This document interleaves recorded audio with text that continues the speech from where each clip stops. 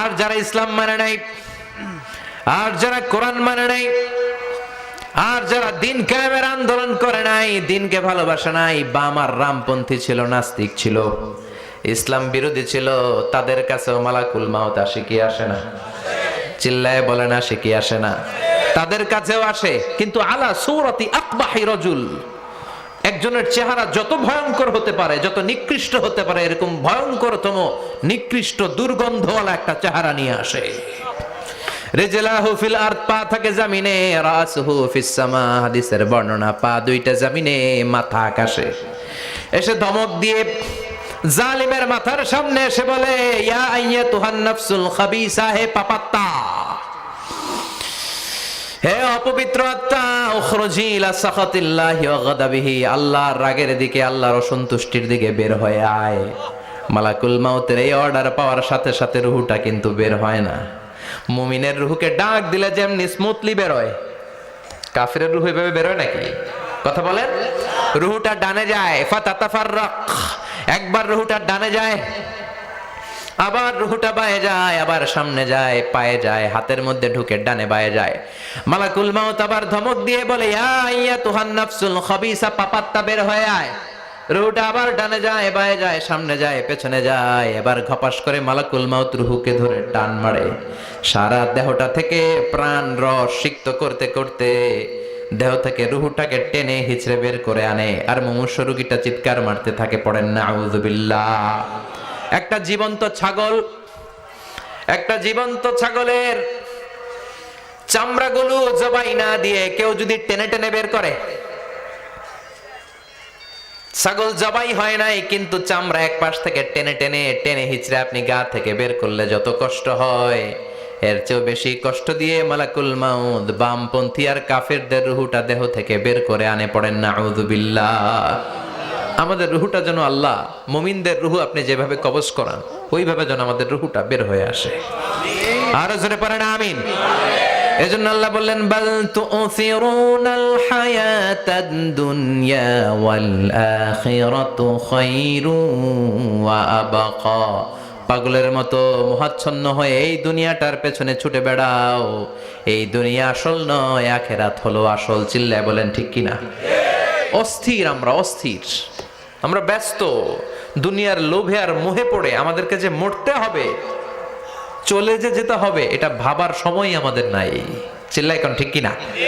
এজন্য বলা হয় মুতু ক্বাবলান তামুতু, মরার আগে একবার মরো।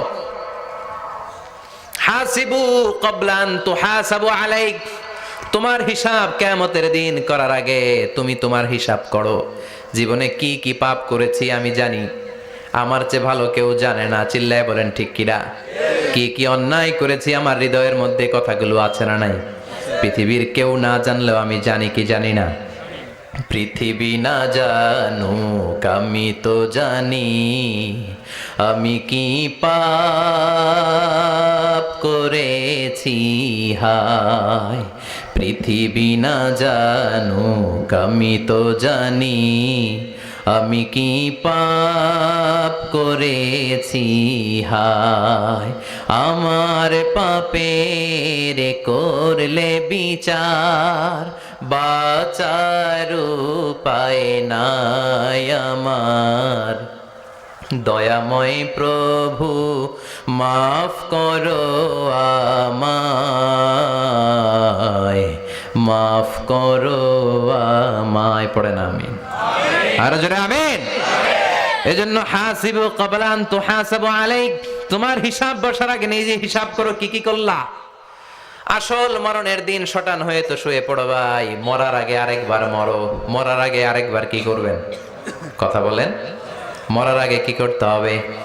হঠাৎ একদিন বিছানায় শটান হয়ে শুয়ে যান, চক্ষুটা বন্ধ করেন, ভাবেন মরে গিয়েছেন, এই তো মালাকুল মাউত চলে এসে রুহুটা নিয়ে গেল। আত্মীয় স্বজন চিৎকার চেঁচামেচি শুরু করে দিল, কান্নার রোল পড়ে গেল চারদিকে।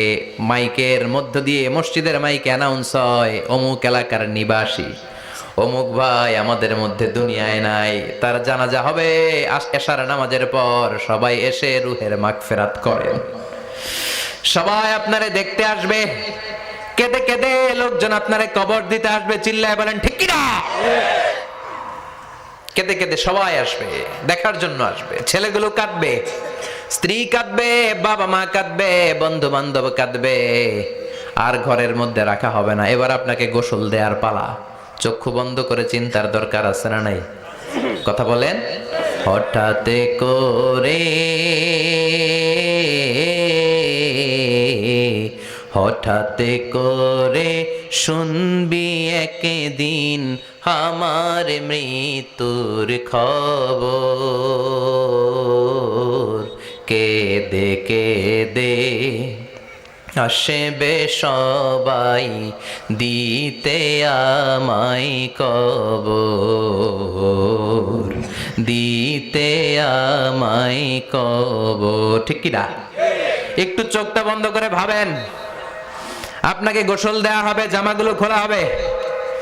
এত টাকা দিয়ে যে দামি গোসলখানা টাইলস লাগিয়ে ঘরে বানালেন, আপনার শেষ গোসলটা কি ওই দামি গোসলখানায় হবে?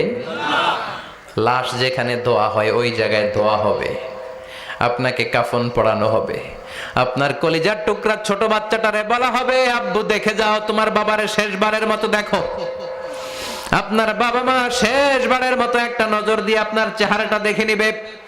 বন্ধু বান্ধবরা শেষবারের মতো একবার আপনারে দেখে নিবে। জানাজার জায়গায় নেওয়া হবে। হবে না এই ঘটনাটা আমাদের? হ্যাঁ, হবে কি না? হাজার হাজার মানুষ শেষ বিদায় দেওয়ার জন্য আসবে। 4টা তাকবীর দিয়ে ইমাম নামাজ শুরু করবে। আল্লাহু আকবার, আল্লাহু আকবার, আল্লাহু আকবার, আল্লাহু আকবার বলে নামাজ শুরু করবে। নামাজ শেষ। এবার পালকিতে করে কবরে যাওয়ার পালা। যেতেই হবে, যেতেই হবে। পালকিতে করে লোকজন নিতে শুরু করবে। কবরস্থানের ওই জায়গায় যেখানে মানুষ বছরে মানুষ না মরলে যায় না, ওই গহীন নিঝুম কবরস্থানে ঢুকানো হবে। পালঙ্ক থেকে নামিয়ে আপনার জন্য করে রাখা আগ থেকে কবরটার মধ্যে শুইয়ে দেয়া হবে। উপরে বাঁশ দিয়ে ছাউনি, শেষবারের মতো সবাই দেখে বাঁশের ছাউনির উপরে মাটি চাপা দিবে। ঠিক কিনা? চলে যাবে সবাই, কেউ নাই, অন্ধকার, শুধু অন্ধকার। এই অন্ধকার যেন শেষ হতে চায় না। এই ঘটনা ঘটবে না আমাদের?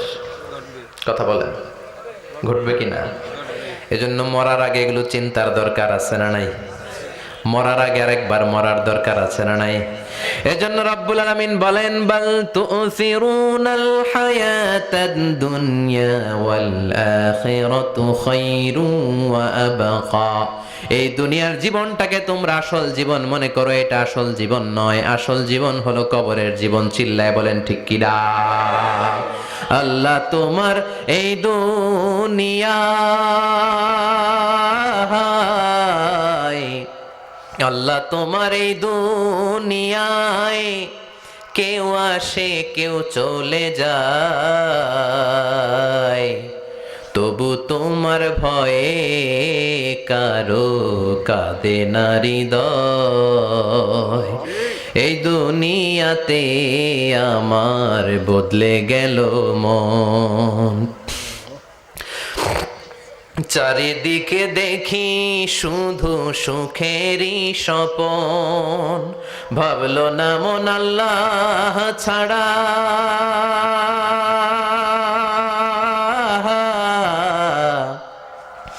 ভাবলো না মন আল্লাহ ছাড়া নেই কোনো উপায়, তবু তোমার ভয়ে কারো কাঁদে না হৃদয়। আমাদের এই ভিডিওটি যদি আপনার ভালো লেগে থাকে তাহলে ভিডিওতে একটি লাইক দিতে পারেন এবং আপনার প্রিয়জনদের সাথে শেয়ার করতে পারেন, এবং এইরকম আরও ভিডিও পেতে আমাদের ইউটিউব চ্যানেলটি সাবস্ক্রাইব করে পাশে থাকা বেল আইকনটি অন করে দিন।